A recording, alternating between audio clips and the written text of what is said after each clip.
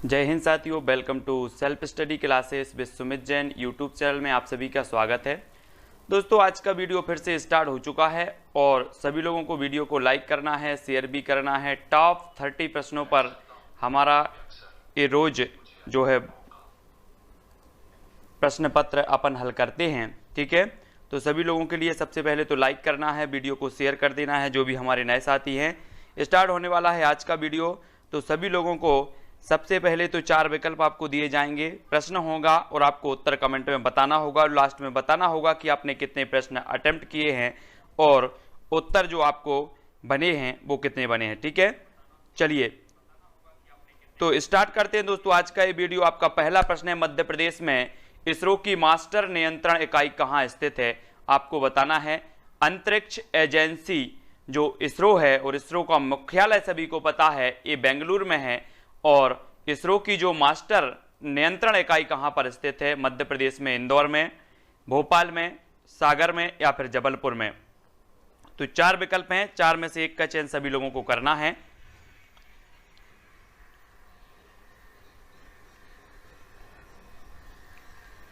तब आपका right answer हो जाएगा साथियों भोपाल। भोपाल यानी कि जो आपका विकल्प नंबर 2 है वो यहां पर सही होगा, 2 नंबर, ठीक है, भोपाल में है। मध्य प्रदेश में इसरो की मास्टर नियंत्रण जो इकाई है वो स्थित है भोपाल में, 2 नंबर आपका सही होगा। नेक्स्ट प्रश्न है आपकी स्क्रीन पर, वो क्या है? निम्न में से नवीकरणीय ऊर्जा का स्रोत नहीं है तो कौन सा नहीं है? सौर, एलपीजी, बायोमास या फिर पवन? तो जल्दी से कमेंट में बताएं।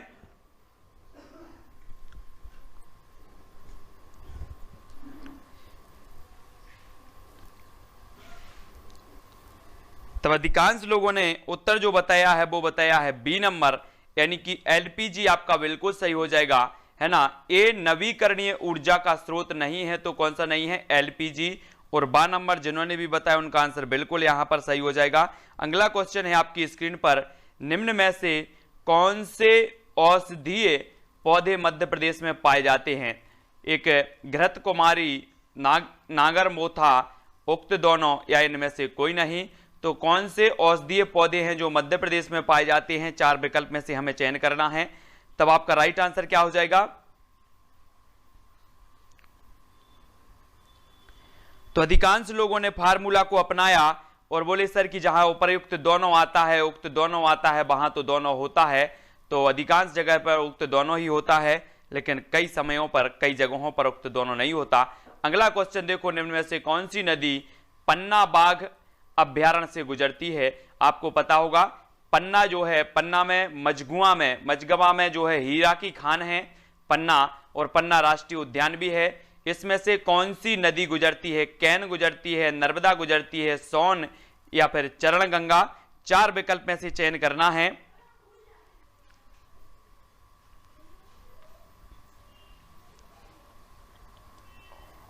तब आपका राइट आंसर हो जाएगा, जो अधिकांश साथियों ने उत्तर दिया है कि जो कैन नदी है ये मध्य प्रदेश की पन्ना बाघ अभ्यारण्य से गुजरती है, और आ नंबर आपका बिल्कुल यहां पर सही हो जाएगा, ठीक है।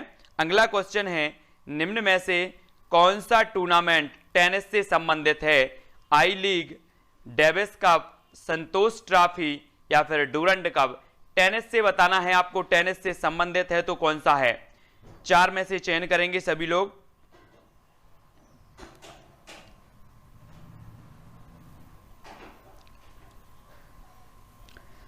तब आपका राइट आंसर जो हो जाएगा वो हो जाएगा डेविस कप। डेविस कप यानी कि जो विकल्प नंबर आपका बी है वो यहां पर सही हो जाएगा, है ना। कौन सा टूर्नामेंट टेनिस से संबंधित पूछा गया, तब डेविस कप आपका बिल्कुल सही हो जाएगा, बी नंबर का, ठीक है। अगला क्वेश्चन देख लो, निम्न में से कौन सा परजीवी मलेरिया का कारण बनता है? तो कौन सा परजीवी है जो मलेरिया का कारण बनता है? ट्राइपेनोसोमा या फिर प्लाज्मोडियम या फिर एंटमोवा जिंगबेलिस या इनमें से कोई नहीं। तो हमें बताना है कि कौन सा परजीवी है जो मलेरिया का कारण बनता है। 4 विकल्प में से चयन करेंगे सभी लोग। और जिस भी साथी ने पिछले वाले मॉडल पेपर नहीं देखे हैं वो जरूर देखेंगे, है ना। 100 वीडियो आपके लगभग पर्यावरण के मैंने अपलोड कर दिए हैं, आप लोगों तक पहुंचा दिए हैं, है ना। वो सारे के सारे वीडियो प्लेलिस्ट में जाकर के देखना है। तब आपका राइट आंसर होगा प्लाज्मोडियम यानी कि जो विकल्प नंबर आपका बी है वो यहां पर बिल्कुल सही हो जाएगा। ठीक है, अगला क्वेश्चन देख लो। अगला है, कक्षा में अच्छा अनुशासन बनाए रखने के लिए मूलभूत आवश्यकता कौन सी है? जल्दी से बताएंगे। शिक्षण कौशल, शारीरिक दंड, श्रम विभाजन या शिक्षण का विकेंद्रीकरण। तो आपको बताना है कक्षा में अच्छा अनुशासन बनाए रखने के लिए मूलभूत आवश्यकता कौन सी है?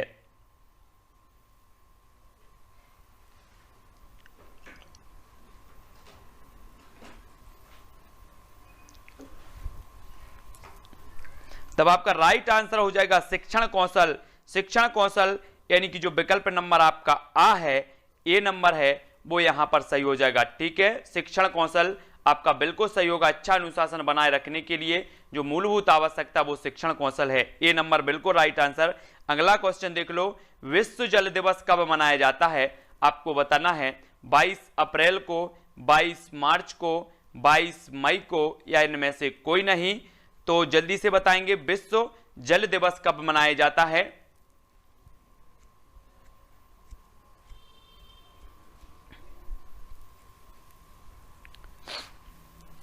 तब देखो यहां पर कंफ्यूज नहीं होना है, मैंने इसलिए ये प्रश्न रखे हैं आपको कि जो 22 मार्च है ना, 22 मार्च ये मनाया जाता है जल दिवस, 22 अप्रैल को पृथ्वी दिवस, ठीक है, फिर 22 मई को जैव विविधता दिवस। तो ये याद रख लेना है तीनों के तीनों। जल दिवस 22 मार्च को, पृथ्वी दिवस 22 अप्रैल को, 22 मई को जैव विविधता दिवस। ठीक है, अगला क्वेश्चन देख लो। विश्व मृदा दिवस कब मनाया जाता है? आपको बताना है 5 जून को, 5 दिसंबर को या फिर 11 जुलाई को या इनमें से कोई नहीं।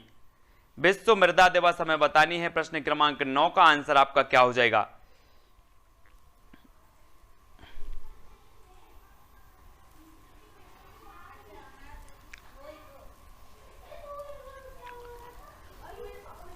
तब अधिकांश लोगों ने बिल्कुल सही बताया है कि विश्व मृदा दिवस मनाया जाता है 5 दिसंबर को, है ना। विश्व पर्यावरण दिवस मनाया जाता है 5 जून को। विश्व जनसंख्या दिवस मनाया जाता है 11 जुलाई को। ठीक है, तो विश्व मृदा दिवस आपको याद रख लेना है 5 दिसंबर, यानी कि बी नंबर आपका सही हो जाएगा। ठीक है, अगला क्वेश्चन देखो। निम्न में से कौन आदर्श प्रदूषक है? कचरा, धूम्र, गैस या फिर बैक्टीरिया। आपको बताना है बैक्टीरिया या फिर धूम्र या कचरा या गैस। आदर्श प्रदूषक बताना है। आपने प्रदूषक पढ़े होंगे, मानव निर्मित प्रदूषक, है ना, प्राकृतिक प्रदूषक। इस प्रकार से कुछ दृश्य प्रदूषक होते हैं और कुछ आदर्श प्रदूषक होते हैं। इनमें से बताना है कि आदर्श कौन सा है। प्रश्न क्रमांक 10 का आंसर। तो आपका राइट आंसर हो जाएगा बैक्टीरिया। बैक्टीरिया यानी कि जो विकल्प नंबर आपका डी है वो यहां पर बिल्कुल सही हो जाएगा। बैक्टीरिया जो माना जाता है वो आदर्श प्रदूषक माना जाता है और डी नंबर यहां पर आपका बिल्कुल सही होगा। जिन्होंने भी डी बताया उनका आंसर बिल्कुल सही है। अगला क्वेश्चन है आपका, निम्न में से कौन सा तरल प्रदूषक है? धूम्र है, धूल है, अमोनिया या फिर कार्बन डाइऑक्साइड। तो जल्दी से उत्तर बताना है कौन सा तरल प्रदूषक है। आपने पढ़े होंगे ठोस प्रदूषक, तरल प्रदूषक, है ना, सभी लोग ने पढ़े होंगे। तो जल्दी से बताएंगे कौन सा तरल प्रदूषक है।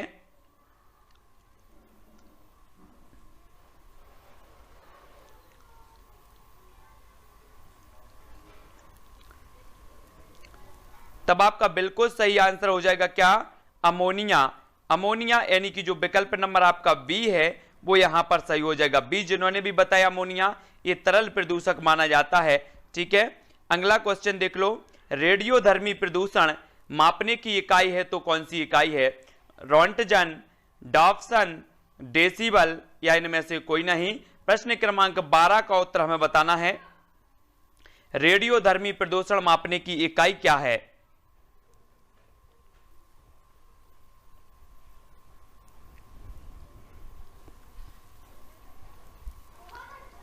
तब कुछ लोग सी बता रहे हैं, कुछ लोग बी बता रहे हैं और आपका जो उत्तर हो जाएगा वो हो जाएगा रोंटजन, यानी कि जो विकल्प नंबर आपका ए है वो बिल्कुल सही हो जाएगा। ठीक है, ओजोन नापने की इकाई होती है डॉप्सन, है ना, डॉप्सन। और डेसिबल किसकी इकाई होती है? जल्दी से कमेंट में सभी लोग बताएंगे, है ना। रेडियोधर्मी आपको पता चल गया कि रोंटजन, है रेडियोधर्मी प्रदूषण नापने की इकाई, ओजोन परत की मोटाई नापने की इकाई है डाप्सन, डेसिबल किसकी है, सरल क्वेश्चन है, सभी लोग बताएंगे। हाँ बहुत बढ़िया, ध्वनि प्रदूषण। अगला क्वेश्चन है, किस वृक्ष को पारिस्थितिकी का आतंकवादी कहा जाता है, पारिस्थितिकी आतंकवादी कहा जाता है, साल वृक्ष को, सफेदा वृक्ष को, सागौन को, या इनमें से कोई नहीं। प्रश्न बिल्कुल सही है, उत्तर हमें बताना है। तो प्रश्न क्रमांक 13 का आंसर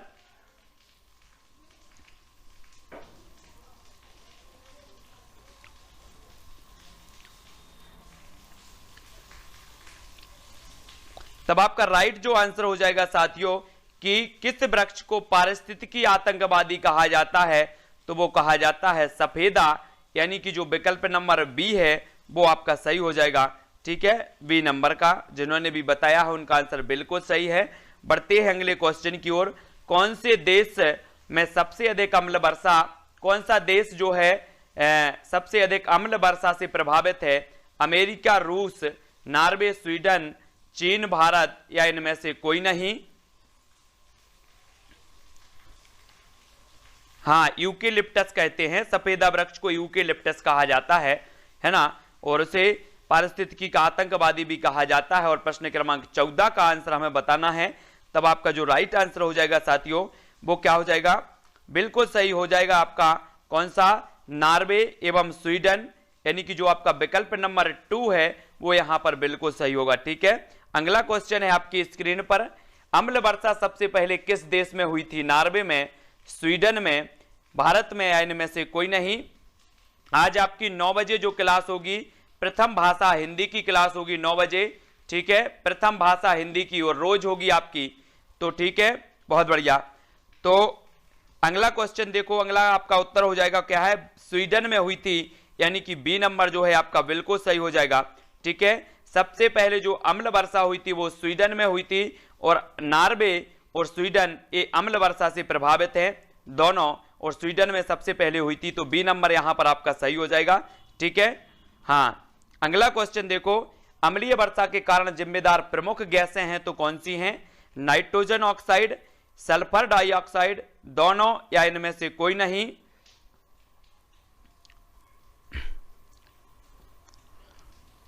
अम्लीय वर्षा के कारण जिम्मेदार प्रमुख गैसें हैं तो कौन सी गैसें हैं, तब सभी लोगों का आंसर बिल्कुल सही है कि जो नाइट्रोजन ऑक्साइड है और सल्फर डाइऑक्साइड है, ये दोनों गैसें अम्लीय वर्षा के लिए जिम्मेदार मानी जाती हैं, यानी कि जो विकल्प नंबर आपका सी है वो बिल्कुल सही हो जाएगा। अगला क्वेश्चन है, स्टोन कैंसर, स्टोन कैंसर का प्रमुख कारण क्या है, अम्ल वर्षा, परावैगनीकरण, दोनों, या इनमें से कोई नहीं। तो आपका एक जो हो जाएगा, जो प्रथम भाषा हिंदी का है वो 9 बजे होगा, रात्रि 9 बजे, रोज क्लास आपकी 9 बजे ही होगी अब हिंदी, प्रथम भाषा हिंदी की। ठीक है, तो स्टोन कैंसर का प्रमुख जो कारण माना जाता है वो क्या माना जाता है, लगा दिया ना अपना फार्मूला दोनों वाला, अधिकांश लोगों ने दोनों वाला लगा दिया, और उत्तर आपका है ए, यानी कि अम्ल वर्षा। स्टोन कैंसर का जो प्रमुख कारण होता है वो होता है अम्ल वर्षा, और ए नंबर आपका यहां पर बिल्कुल सही हो जाएगा। ठीक है, अगला क्वेश्चन देख लो। अगला क्वेश्चन फार्मूला वालों ने सभी ने सी बता दिया कि दोनों आया है वो तो सही है। और केंद्रीय मृदा संरक्षण बोर्ड की स्थापना कब की गई थी, 1952 में, 1953, 1954, या इनमें से कोई नहीं। तो केंद्रीय मृदा संरक्षण बोर्ड की स्थापना बतानी है, ये कब की गई थी, प्रश्न क्रमांक 18 का आंसर।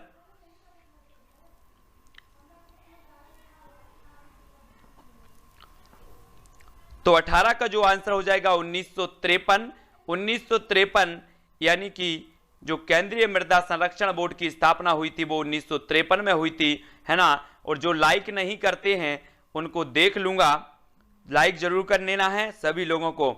निम्न में से कौन सा रोग मच्छर के काटने से होता है, मच्छर के काटने से बताना है। जो लाइक नहीं करते हैं उनको चिकनगुनिया होगा मच्छर के काटने से। ठीक है, जल्दी से लाइक कर देना, नहीं तो मच्छर की फौज आपके पास आएगी।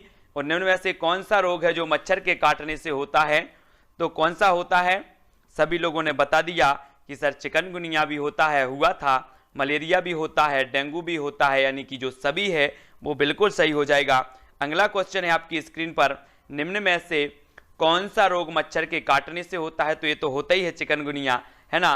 पर्यावरण अध्ययन के लिए आप छात्रों को कौन से चैनल देखने का सुझाव देंगे? Discovery, national geography, animal planet या फिर सभी?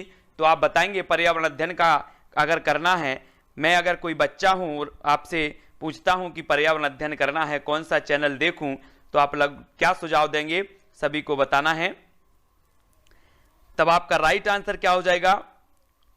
सभी लोगों ने बता दिया कि सर आ तो गई है वो ट्रिक, ये सभी वाली मेहनत काय को कर रहे, डी तो है ना। तो डिस्कवरी भी, नेशनल ज्योग्राफी, एनिमल प्लेनेट और डी नंबर यहां पर आपका बिल्कुल राइट होगा। ठीक है, अगला देखो, अगला है पर्यावरण अध्ययन की कक्षा में एक शिक्षक चित्र, मानचित्र, ग्राफ, मॉडल आदि का प्रयोग करता है। ए खाली स्थान शिक्षण सामग्री है, श्यामपट, दृश्य, श्रव्य दृश्य या फिर क्रियात्मक? तो आपका राइट क्या होगा? 21 का आंसर।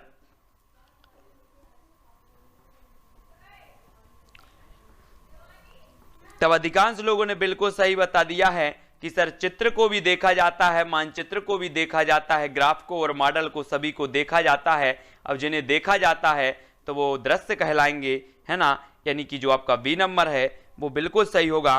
खाली स्थान के अलावा निम्नलिखित पर्यावरण अध्ययन पढ़ाने की विधियां हैं, तो किसके अलावा आपको बताना है, किसके अलावा बाकी सब पर्यावरण अध्ययन की जो है पढ़ाने की विधियां मानी जाती हैं। 4 विकल्प हैं।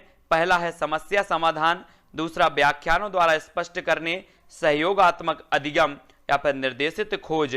तो आपका सही आंसर हो जाएगा व्याख्यानों द्वारा स्पष्ट करने, यानी कि जो आपका बी नंबर है वो यहां पर बिल्कुल सही हो जाएगा। ठीक है, इसको छोड़ करके बाकी निर्देशित खोज, सहयोगात्मक अधिगम और समस्या समाधान, ये पर्यावरण अध्ययन की पढ़ाने की जो विधियां हैं, ठीक है, ये विधियां हैं, सभी लोग देख लेना और इन्हीं विधियों से पढ़ाना जब मासाब बन जाओ। ठीक है, निम्न में से कौन सी परिघटना कक्षा में प्रदर्शित नहीं की जा सकती? कोहरा निर्माण, बर्फ निर्माण, बर्फ से तरल निर्माण या बाष्प बिंदु निर्माण? तो आपका राइट आंसर क्या हो जाएगा? प्रश्न क्रमांक 23 का आंसर बताना है, 23 का।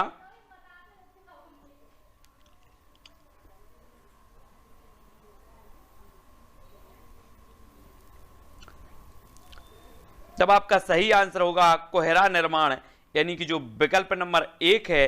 कर दोगे क्या कोहरा? कोई तो कर देंगे, बोले सर मैं धुआं कर दूंगा और उसी को कोहरा मान लूंगा, तो कोहरा का निर्माण नहीं हो सकता क्लास में, है ना। अगला है ज्वार और बाजरा कहाँ उगते हैं? पहाड़ी क्षेत्रों में, समतल मैदानों में, शुष्क क्षेत्रों में या तटीय मैदानों में? तो प्रश्न क्रमांक 24 का आंसर बताना है, तो उत्तर बताएंगे ज्वार और बाजरा। ये ज्वार और बाजरा तो किसी ने देखे नहीं होंगे, इनको देख लेना। ज्वार और बाजरा उगते कहाँ हैं, है ना। कई लोग तो बोल रहे होंगे कि सर मैंने ये नाम पहली बार सुन रहे हैं, आप बोलते उगते कहाँ हैं? ये उगते हैं शुष्क क्षेत्रों में, यानी कि जो विकल्प नंबर आपका सा है वो यहाँ पर राइट होगा। सा नंबर, सी नंबर बिल्कुल सही है, शुष्क क्षेत्रों में उगते हैं। अगला देखो, अगला है निम्न में से कपासी मृदा कहते हैं, तो किसे कहते हैं कपासी मृदा? लाल मृदा को, लैटराइट मृदा को, मरुस्थलीय को या इनमें से कोई नहीं? कपासी बताना है, सभी लोग बताएंगे। और यहां से एक क्वेश्चन और बनता है, अपन ने पढ़ा था कि कपास अनुसंधान केंद्र कहाँ है? अपने मध्य प्रदेश में। मध्य प्रदेश में कपास अनुसंधान केंद्र कहाँ है? सभी लोग बताएंगे। और कपासी मृदा जो कहा जाता है वो कहा जाता है काली मिट्टी को। काली यानी कि जो विकल्प नंबर आपका सी है वो यहाँ पर सही हो जाएगा। ठीक है, कपासी मृदा कहा जाता है काली मिट्टी को। और अगला क्वेश्चन है आपका, प्राथमिक स्तर पर पर्यावरण अध्ययन के लिए कौन सी विधि प्रभावशाली है? तो कौन सी विधि प्रभावशाली है? तब आपको बताना है योजना विधि, कहानी विधि, है ना, व्याख्यान विधि या इनमें से कोई नहीं। तो प्राथमिक स्तर पर आपको बताना है अध्ययन के लिए कौन सी विधि प्रभावशाली हो जाएगी?